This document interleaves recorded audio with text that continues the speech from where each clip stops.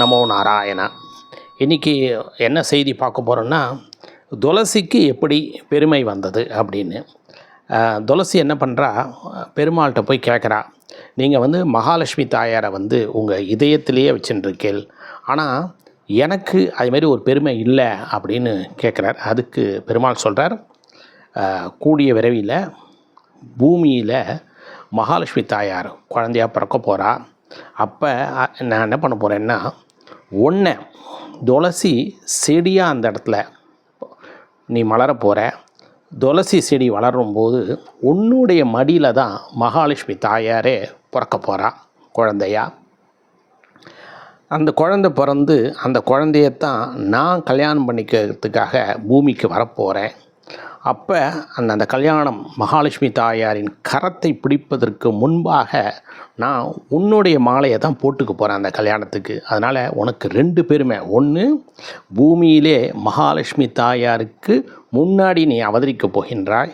2வது, மகாலட்சுமியை நான் கரம் பிடிப்பதற்கு முன்பாக ஒன்றைத்தான் மாலையாக போட்டுக்க போகிறேன் அப்படின்னு அவர் சொல்கிறார்.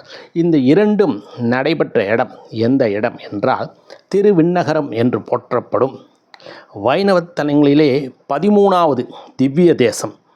அந்த இடத்துல தான் நடந்தது. அதுதான் கும்போணம் அருகே 6 கிலோமீட்டர் தொலைவிலே இருக்கும் உப்பிலியப்பன் கோவில். இங்கே இன்னொரு சிறப்பு இருக்குது. என்னென்னா, நம்ம எல்லாருக்குமே தெரியும், திருப்பதியில் சுப்ரபாதம் ரொம்ப பெருமை வாய்ந்தது. அதே போல் இங்கே உப்பிலியப்பனுக்கு தனி சுப்ரபாதம் இருக்கின்றது.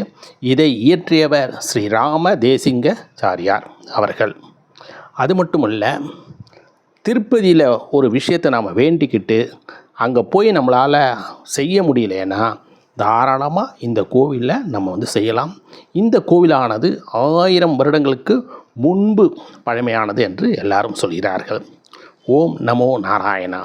உங்களின் ஆன்மீக பயணத்தில் Chitra Balasubramanian. Please subscribe my channel and share all my videos to your friends and relatives. Thank you very much.